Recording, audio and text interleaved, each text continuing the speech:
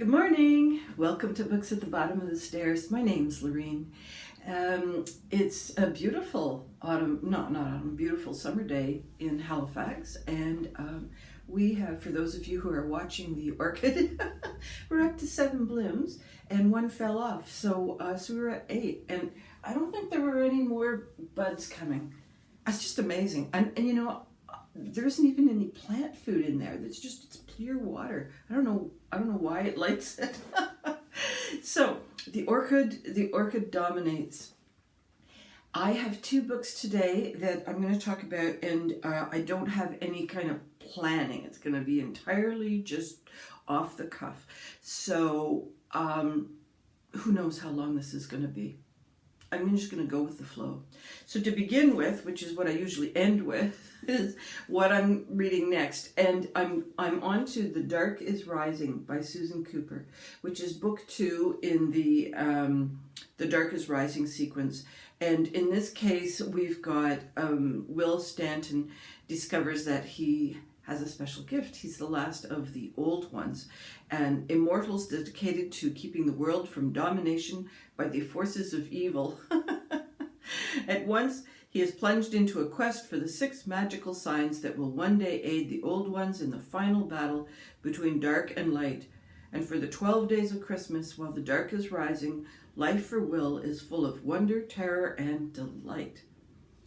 Now, I'm not positive, but based on this image in the front, because I have a feeling I've read this book too, I think that this particular encounter really stuck with me for years, and I think it might have been the reason that I decided to keep on reading this particular age, the middle grade books, and really enjoyed magic. I'll get back to you and tell you whether I'm just fantasizing that or not. Wouldn't be the first time. All right, I have mentioned to you a little bit in passing for the last 2 videos, The True Deceiver by Tove Jansson. And so I did a tiny bit of research. She died some time ago, in the 1990s sometime, and she's an illustrator, so not in this book but in other books she has included some of the drawings that she's capable of doing.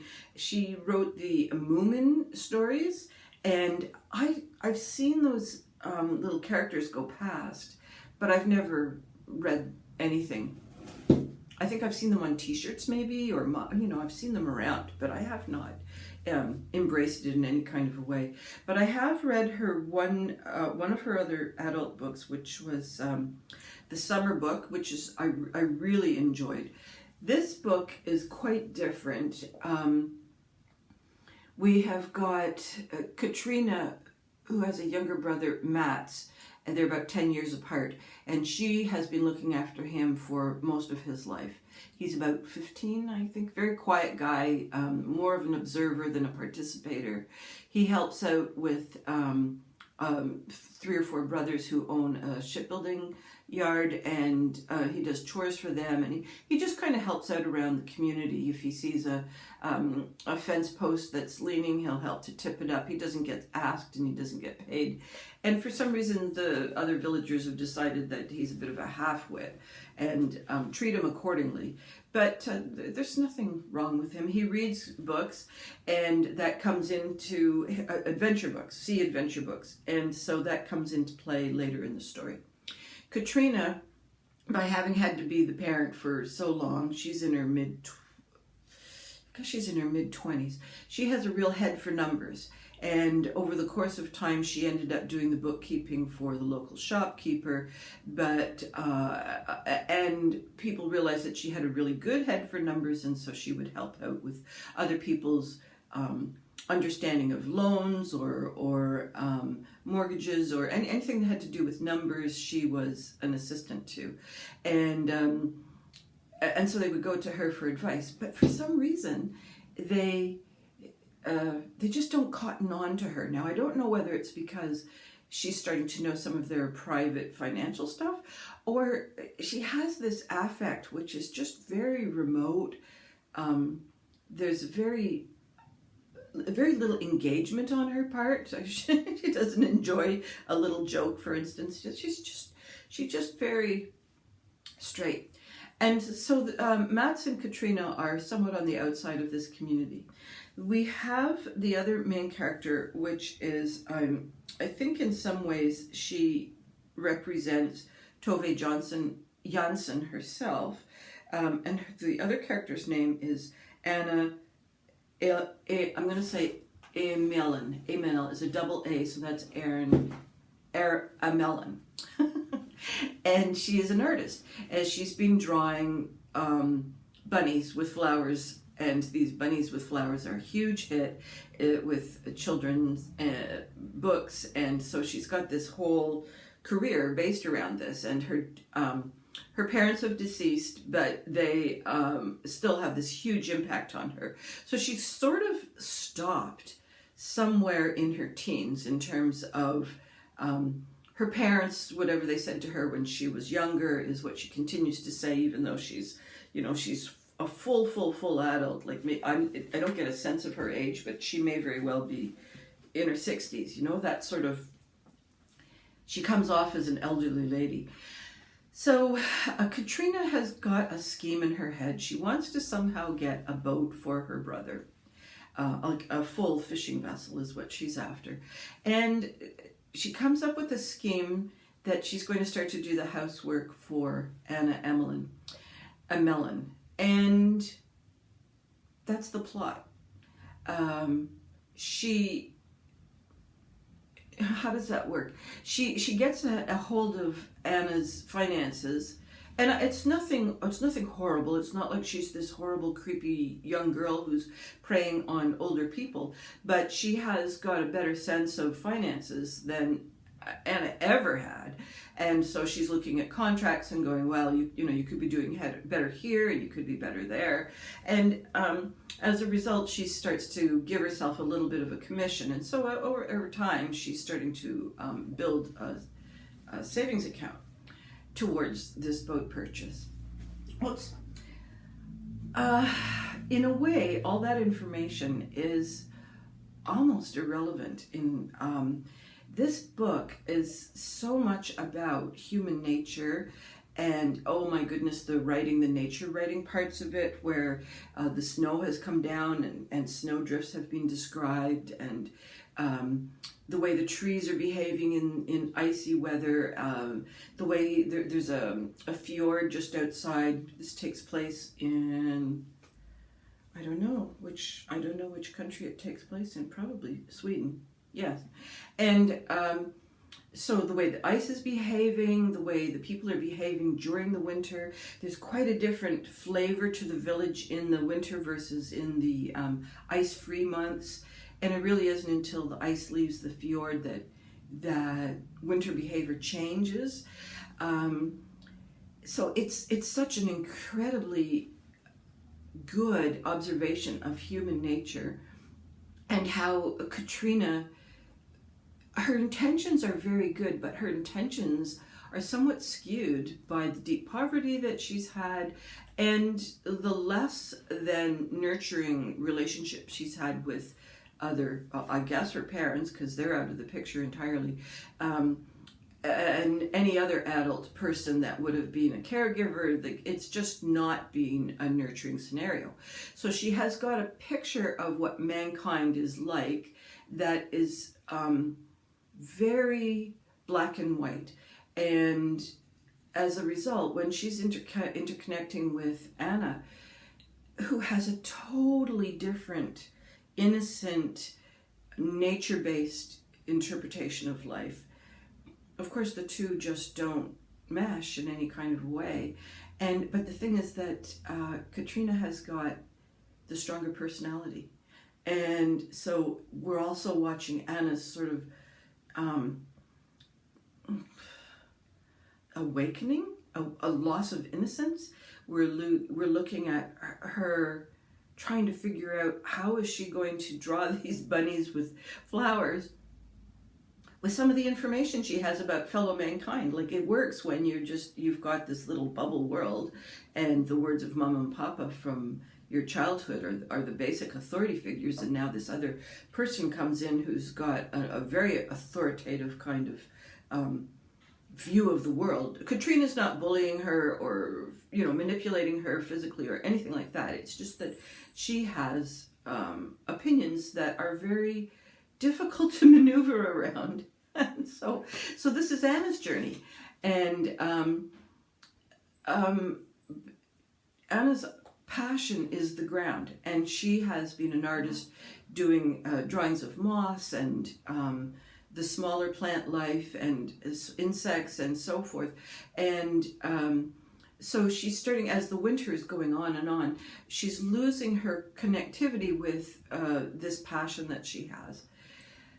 The one thing that's kind of keeping her going is Mats, because Mats, as we say, is another form of innocence. He only deals with kindness, really, and what's in front of him and what needs to be done, and he doesn't have this kind of overarching view of man's nature. And he loves these sea adventures, and Anna has also got this huge library of different kinds of adventures. They're not just all sea related, but so the two of them sit down of a night and talk about the books that they're reading, and that leaves Katrina out, who's doing the accounts.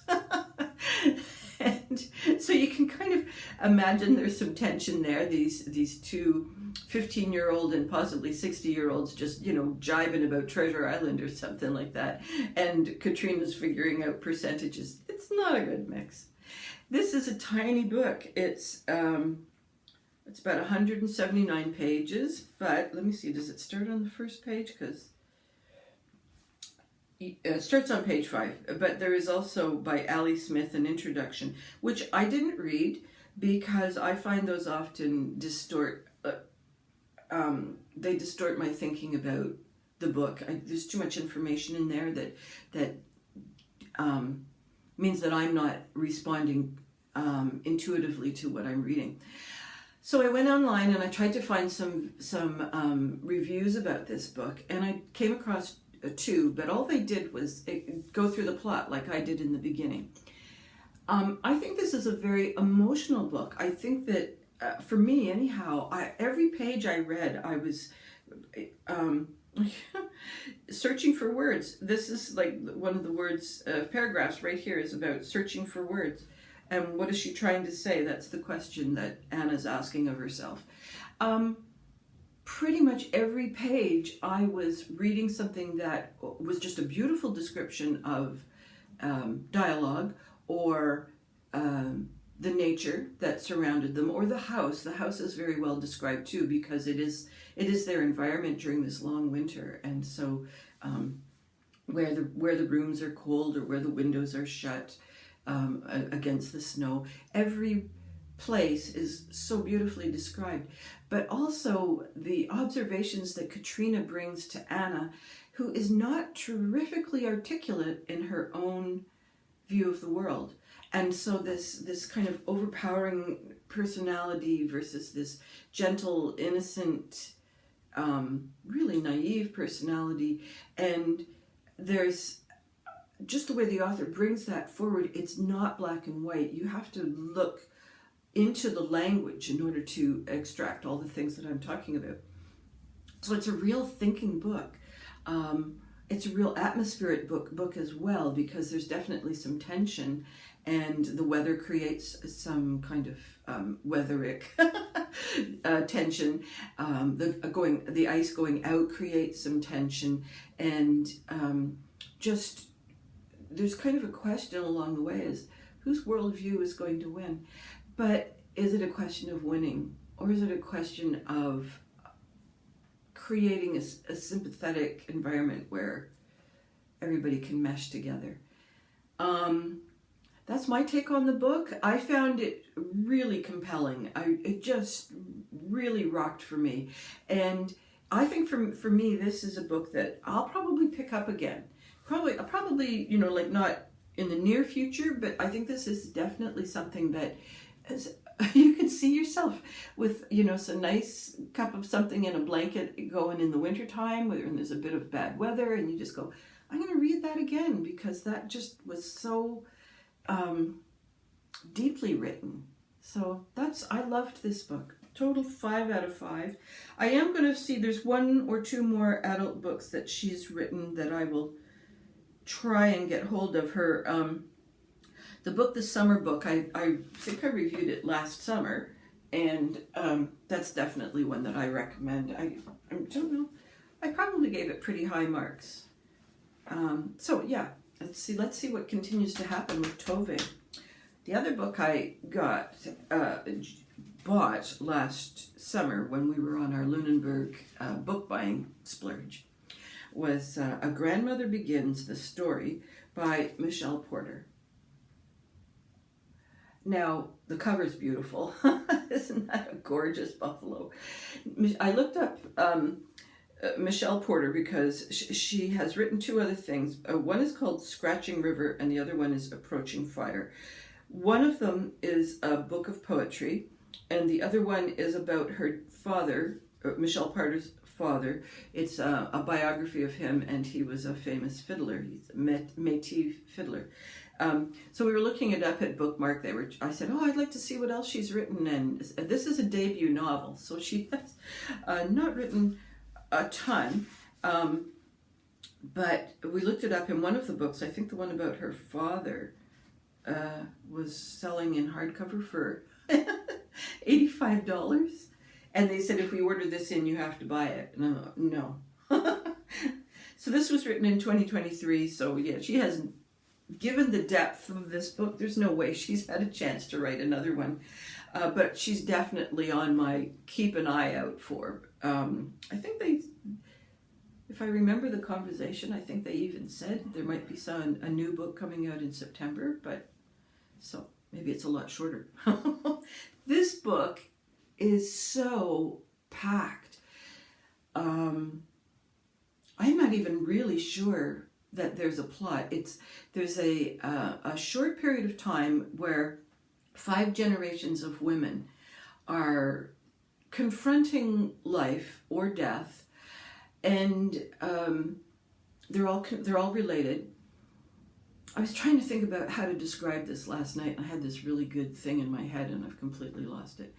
But let me tell you who the characters are. So there's these 5 women who start with Mamé, and she is already dead. But she's not really dead. She's sort of in limbo, I guess. All right, don't get distracted, Lorraine. Then there is her daughter, Genevieve, and then Genevieve's daughter, Lucy, who has daughter Allie, who has daughter Carter. Genevieve has a sister, Velma. Velma plays a big part in Genevieve's life. Velma's also dead. Genevieve has cancer and is going to a rehab center to dry out. She's a real drinking gal, and she's decided that she wants to die sober. And so she's battling the medications of sort of end of palliative cancer, but also withdrawal. And Lucy, is Lucy dead? No, Lucy's alive. Lucy's alive, but she wants to kill herself. Lucy contacts Carter, the youngest one, the great-great-granddaughter, and says, I would like you to help me to die. Get me some of those drugs you kids like so that I can kill myself. And Carter's like, I haven't ever talked to this woman. She's got my phone number and she wants me to find her fentanyl. She's like, why am I laughing? It isn't funny, but it's just like, yeah, out of the blue, this grandmother calls you. He's like, that would be pretty bizarre. Allie was a very young mom, and she gave away Carter. So Carter has been adopted into a white family. It was during that period of time where any First Nations child was housed with white family in order to whitenize them. It didn't go very well. Carter really had a shit childhood. And I guess her point is it couldn't have been any worse if she'd been with her mom. At least she could have been with her mom.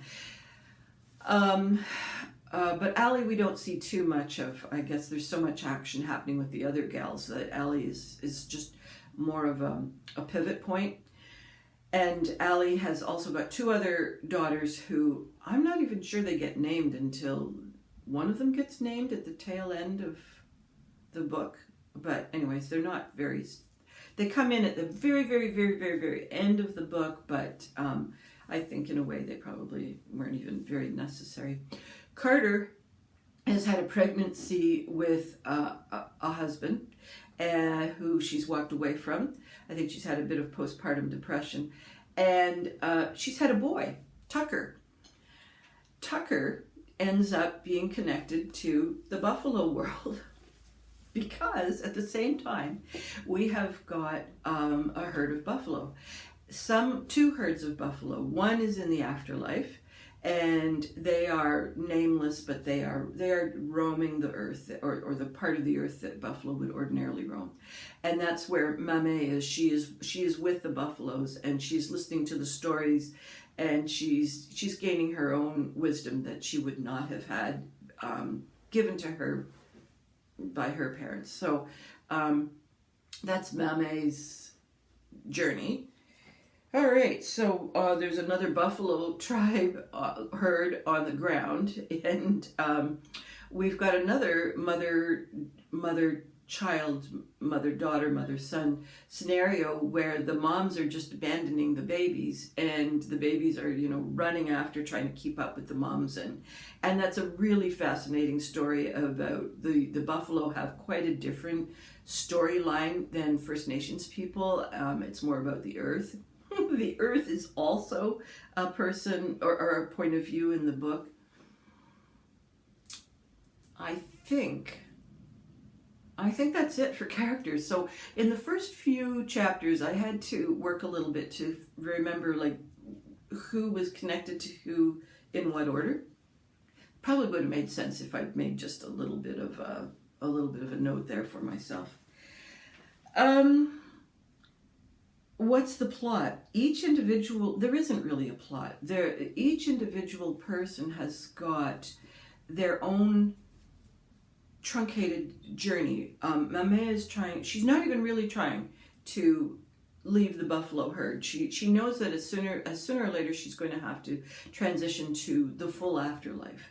The full afterlife doesn't hold a whole lot of appeal to her. She's like, not sure I want to bump into those people again. Certainly with the information that she's got in her head, it's like, that's not going to be the greatest thing. So she needs to come to terms with her own story, which she has ignored in the process of caring for a husband and two children, and they were musicians. And so she was sort of, well, some of you who are there at my age that know that there's still this kind of sacrifice of self to the family dynamic, that as we hit our 40s and 50s, we start to realize, I haven't laughed for 10 years.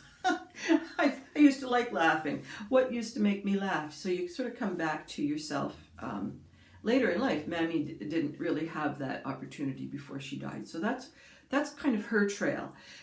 Genevieve, as I say, is into rehab, and in rehab and through drying out and the hallucinations and detoxing process, is talking to her sister Velma, who has predeceased her. And Velma is only involved in the story as far as helping Genevieve move forward. Velma's not interested in her own journey yet. She's still sort of stuck in limbo. Now Genevieve wants to be able to die dry, but at the same time, things are holding her back on Earth. She has unfinished business with her daughter and granddaughter and great-granddaughter. So she ends up, there's a great rescue scene at the end. You can just... I don't want to give it away. It's just a really, really good rescue scene.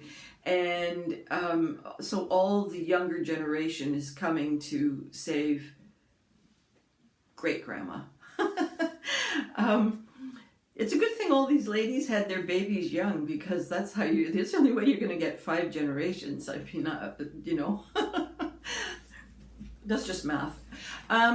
Okay, so Carter is the next most dominant person on this, in the storyline, and she's trying to figure out, as an adopted child into a white family, she's trying to figure out whether she should leave Tucker behind with her Croatian family, husband and their family. They're very loving and very kind and so on. It seems to be a much healthier family scenario than her own was. Her adoptive mother was batshit crazy.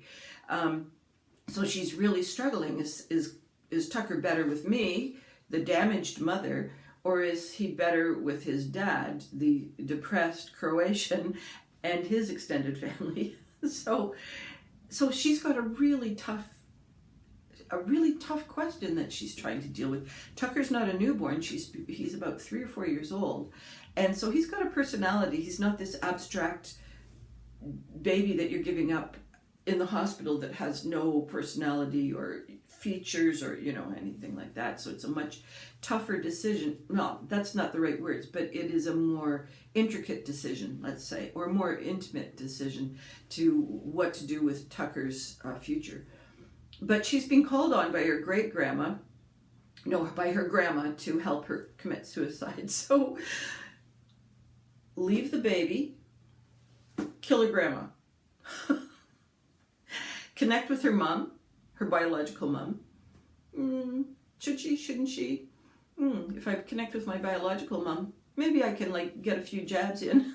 So Allie is sort of the punching bag of that little family dynamic, because her mother is also she was not the best mom. So it's a whole scenario. It's just a whole lineage of not the best moms, except, there's a deep passion for family and children and blood ties and heritage. And so that's true for the earth, who's just eternal and can communicate with the buffalo in terms of, the eternal relationship that the earth is going to have with whatever kind of creatures are on its surface. And the buffalo also are sort of dealing with questions of eternity and transition. And oh my God, everybody's got something to deal with. This is so beautifully written. It's just a much bigger Tove Jansson book in a way. Some of the entries are very short. Some of them are 3 or 4 pages. It's not chapters, it's point of view.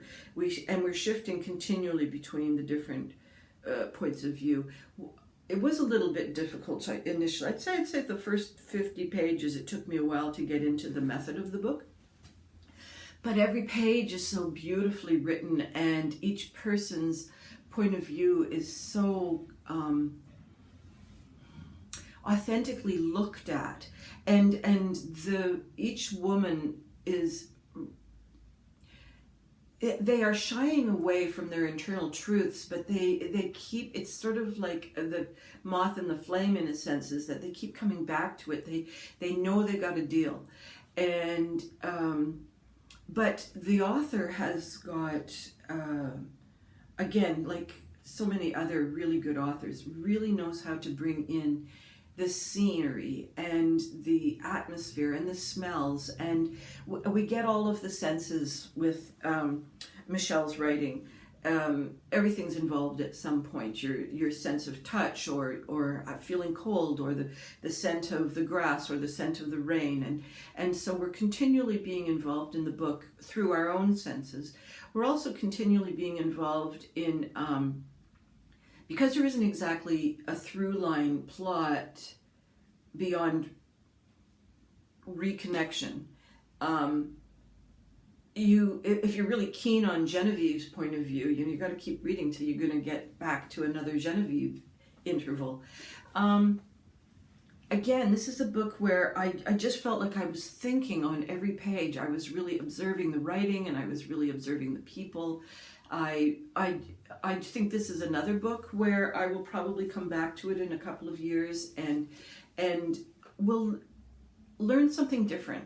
Both, like, I rarely read as a writer, because the way that these people, they're so gifted. They are writing such deep and authentic truths. I don't have that skill set. I'm like skating on the surface looking for the joke. So I'm always fascinated by how these people find this and nurture it and really sit in it comfortably, so that the reader can also sit really comfortably in this just artistically drawn world. Is it a hard book to read? No. I think it's a really loving book. I think despite some of the hardships that the women have endured, it's not... what is it? Five Little Indians. I can't remember who wrote that. Was that also a Michelle? I'm trying to remember now. Five Little Indians. Complete opposite. Similar kinds of intention by the author, but much more closer to the scabs and the wounds.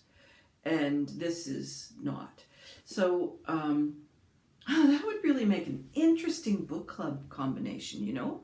Five Little Indians against the grandmother begins the story. That, oh my God, if you've got a book club that really likes to dig into a book, that would make an amazing comparison exploration.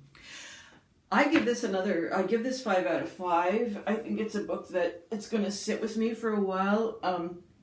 In a way, because there isn't a plot and I'm plot driven, I'm going to have to really think about it in terms of characters. Absolutely a book about characters and relationships. Well, I did talk for quite a while. I thought I might. I think that's it for me. We're headed to the camp for another weekend, and I've got 3 books that I'm looking forward to. And I guess that's everything. I hope all your reading dreams and adventures continue to come true, and I will see you next week. Bye-bye for now.